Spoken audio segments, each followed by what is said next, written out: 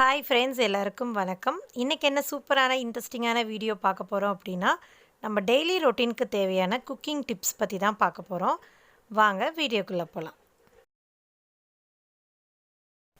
பொதுவாகவே நம்ம எந்த காய்கறிகளை சமைக்கிறதுக்கு பயன்படுத்தினாலும் அதோட தோலோடு சேர்த்திக்கிட்டோம் அப்படின்னா நம்மளுக்கு முழு சத்து கிடைக்கும். ஆனால் நம்மளில் நிறைய பேர் முருங்கைக்காய்களை இந்த மாதிரி தோலை உரிச்சிட்டு அதுக்கப்புறமா குழம்பு இல்லைன்னா பொரியல் செய்கிறாங்க. அந்த மாதிரி செய்கிறப்ப நம்மளுக்கு முருங்கைக்காய்கள் கரைஞ்சி போகிறது மட்டும் இல்லாமல் அதில் இருக்கிற சத்துக்கள் முழுமையாக கிடைக்காம போயிடுது. அதனால் இனிமேல் எந்த மாதிரியான டிஷ்ஷஸ் செஞ்சாலும் இந்த மாதிரி தோலோடு சேர்த்திக்கோங்க. டேஸ்ட்டும் நல்லாயிருக்கும், அதே மாதிரி சத்துள்ளதாகவும் இருக்கும். இப்போ இருக்கிற அவசர காலத்தில் யாருமே பருப்பை இந்த மாதிரி மண் சட்டியோ இல்லைனா ஸ்டீல் பாத்திரத்துலேயோ வேக வைக்கிறது இல்லை, எல்லாருமே குக்கர் பயன்படுத்துகிறாங்க. ஆனால் இந்த மாதிரி பண்ணுறப்ப தான் நம்மளுக்கு அந்த சாம்பார் ரொம்பவே டேஸ்ட்டாக இருக்கும். இந்த மாதிரி மண் பானையில் இல்லைனா பாத்திரத்தில் வச்சு வேக வைக்கிறப்போ நம்ம வேறு வேலை பண்ணலாம் அப்படிங்கிறக்குள்ள சட்டுன்னு பருப்பு பொங்கிடும். அந்த மாதிரி பொங்காமல் இருக்கிறதுக்கு இந்த மாதிரி மரக்கரண்டி இல்லைனா சில்வர் கரண்டி மேலே இந்த மாதிரி வச்சு விட்டுருங்க. ஃபுல் ஃப்ளேமில் இருக்கிறத ஃபுல் ஃப்ளேமுக்கும் இல்லாமல் மீடியமுக்கும் இல்லாமல் கொஞ்சம் மீடியமாக வச்சுக்கோங்க.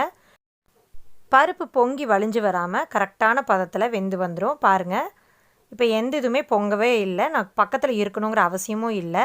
இந்த டிப்பை யூஸ் பண்ணி பாருங்கள், கண்டிப்பாக உங்களுக்கு யூஸ்ஃபுல்லாக இருக்கும்னு நினைக்கிறேன். நம்ம எல்லாத்துக்குமே வெண்டைக்காய் பொரியல் அப்படின்னா ரொம்பவே பிடிக்கும் இல்லையா? ஆனால் அது வழுவழுப்பு தன்மையாக இருக்குது அப்படின்னு நிறைய பேர் கவலைப்படுவாங்க.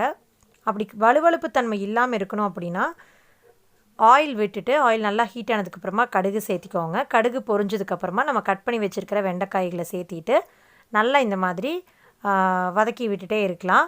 ஃபஸ்ட்டு எடுத்துனவே உப்பு சேர்த்திடக்கூடாது. வெண்டைக்காய் பாதி வெந்ததுக்கப்புறமா உப்பு, மிளகாய்த்தூள், மஞ்சள் தூள் இதெல்லாமே ஆட் பண்ணிவிட்டு நல்லா வறுத்து விட்டுட்டே இருங்க. கொஞ்சம் தேவை அப்படின்னா மூடி போட்டு கூட கொஞ்சம் நேரம் விட்டுட்டு நீங்கள் ஃப்ரை பண்ணி எடுக்கலாம். எந்த ஒரு வழுவழுப்பு தன்மையும் இல்லாமல் வெண்டைக்காய் பொரியல் ரொம்பவே சூப்பராக ரெடி ஆயிரும். கண்டிப்பாக இந்த டிப்பு உங்களுக்கு யூஸ்ஃபுல்லாக இருக்கும்னு நினைக்கிறேன். நீங்கள் ட்ரை பண்ணி பார்த்துட்டு உங்கள் ஃபீட்பேக் என்ன அப்படிங்கிறத கமெண்ட் செக்ஷனில் கொடுங்க. நம்ம எப்போவுமே ரசம் தாளித்து விடுறதுக்கு வரமிளகாய்களை வச்சு தாளித்து விடுவோம் இல்லையா? அதுக்கு பதிலாக பச்சை மிளகாய்களை ஆட் பண்ணிவிட்டு தாளித்து விட்டு ரசம் செஞ்சு பாருங்கள். டேஸ்ட் ரொம்பவே சூப்பராக இருக்கும். அது மட்டும் இல்லாமல் கொஞ்சம் டிஃப்ரெண்ட்டாக சாப்பிட்ட ஒரு ஃபீலும் இருக்கும். முக்கியமாக தக்காளி ரசத்துக்கு இந்த மாதிரி பச்சை மிளகாய்களை ஆட் பண்ணி தாளித்து சேர்த்து பாருங்கள். ரசம் வேறு லெவலில் இருக்கும். கண்டிப்பாக ட்ரை பண்ணி பாருங்கள்.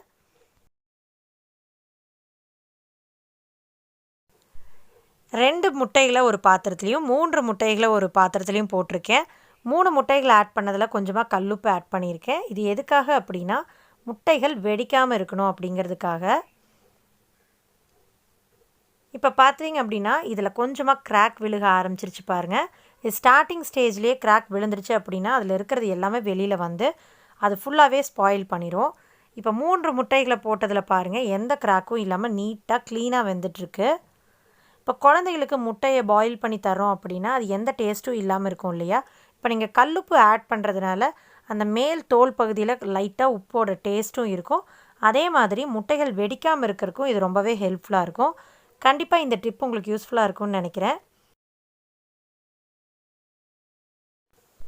இந்த மாதிரி சோயா சங்க்ஸில் குழம்பு, கிரேவி இல்லைனா 65 இதெல்லாம் செய்கிறப்போ நம்ம சுடுதண்ணியில் இதை வேக வச்சு எடுப்போம் இல்லையா? அதை அப்படியே ஃபில்ட்ரு பண்ணிவிட்டு நம்ம சேர்த்துனோம் அப்படின்னா அதில் ஒரு விதமான ஸ்மெல் வரும். அந்த மாதிரி இல்லாமல் இருக்கிறதுக்கு இந்த தண்ணியை நல்லா புழிஞ்சு எடுத்துட்டு நல்லா சக்கையை மட்டும் சேர்த்தி குழம்பு இல்லைனா கிரேவி செய்யலாம். அதே மாதிரி 65 செய்கிறக்கும் இந்த மாதிரி தண்ணி இல்லாமல் நம்ம மேரினேட் பண்ணி வச்சுட்டு பொரிச்சு எடுத்தோம்னா எண்ணெயும் இழுக்காமல் இருக்கும். சோயா சங்க்ஸ் ஸ்மெல் பிடிக்காதவங்களுக்கு இந்த மாதிரி செஞ்சு பாருங்கள். கண்டிப்பாக அவங்க விரும்பி சாப்பிடுவாங்க. நம்ம தேங்காய் உடச்சி யூஸ் பண்ணிவிட்டு கண்டிப்பாக ஒரு மூடி மீதம் ஆயிரும் இல்லையா? அது கெட்டு போகாமல் இருக்கிறதுக்கு இந்த மாதிரி கல்லுப்பை எடுத்துகிட்டு சுற்றி வர நல்லா தேய்ச்சி விட்டுட்டு வச்சிட்டோம் அப்படின்னா இது ஒரு 2-3 நாளைக்கு கெட்டு போகாமல் வச்சுக்கலாம். இது ஃப்ரிட்ஜ் இல்லாதவங்களுக்கு கண்டிப்பாக இந்த டிப் யூஸ்ஃபுல்லாக இருக்கும். அந்த காலத்தில் நம்ம பாட்டிகளெல்லாம் இந்த மாதிரி தான் செஞ்சு வச்சுட்டு இருந்தாங்க இல்லையா? ஸோ இந்த மாதிரி யூஸ் பண்ணி பாருங்கள். கீரை கடைஞ்சதுக்கப்புறமாவும் நல்லா க்ரீனிஷ் கலரில் இருக்கணும் அப்படின்னா கீரையை வேக வைக்கிறப்போ மூடி போட்டு வேக வைக்கக்கூடாது. ஓப்பனாக வச்சு வேக விட்டு கடைஞ்சி எடுத்து பாருங்கள். இதே மாதிரி க்ரீன் கலரில் ரீடைன் ஆகும். கண்டிப்பாக ட்ரை பண்ணி பாருங்கள். நம்ம வீட்டில் எப்போவுமே அடிக்கடி சந்தகை இதெல்லாம் செய்வோம் இல்லையா? அந்த மாதிரி செய்கிறப்போ இந்த மாதிரி சின்ன கடாய் எடுத்துக்காமல் ஒரு பிரியாணி பாத்திரம் மாதிரி நம்ம கண்டிப்பாக வீட்டில் வச்சுருப்போம். ஒரு 2-3 பேக்கெட் செய்கிறதா இருந்தால் கூட இந்த மாதிரி செஞ்சோம் அப்படின்னா அதில் ஈவனாக அந்த எலுமிச்சம்பழம் யூஸ் பண்ணுறதா இருந்தால் அந்த ஃப்ளேவர், இல்லை தக்காளி பழம் போடுறதா இருந்தால் அதுவும் நல்லா மிக்ஸ் பண்ணுறதுக்கு கன்வீனியண்ட்டாக இருக்கும். சின்ன பாத்திரத்தை வச்சுட்டு அதை கீழே எல்லாம் ஸ்பில் ஆகிட்டு நம்மளுக்கு அந்த டைமில் இரிட்டேட் ஆகாமல் எப்படியும் அந்த ஒரு பாத்திரத்தை நம்ம வாஷ் பண்ண தான் போகிறோம். அதுக்கு பெரிய பாத்திரமாகவே எடுத்துட்டோம் அப்படின்னா நம்மளுக்கு அந்த கவுண்டர் டாப்பும் ரொம்பவே க்ளீனாக இருக்கும். கண்டிப்பாக ட்ரை பண்ணி பாருங்கள்.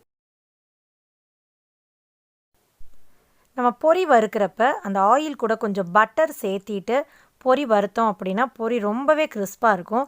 ஒரு சில நேரத்தில் பொரி நமத்து போய் இருக்கும் இல்லையா? அந்த மாதிரி இருக்கிறப்ப பட்டர் சேர்த்தி வறுத்தீங்க அப்படின்னா பொரி நல்லா கிறிஸ்பாக இருக்கும். கண்டிப்பாக நீங்களும் உங்கள் வீட்டில் ட்ரை பண்ணி பாருங்கள். இந்த டிப்ஸ் எல்லாம் கண்டிப்பாக உங்களுக்கு யூஸ்ஃபுல்லாக இருக்கும் அப்படின்னு நினைக்கிறேன். தேங்க்ஸ் ஃபார் வாட்சிங் திஸ் வீடியோ ஃப்ரெண்ட்ஸ்.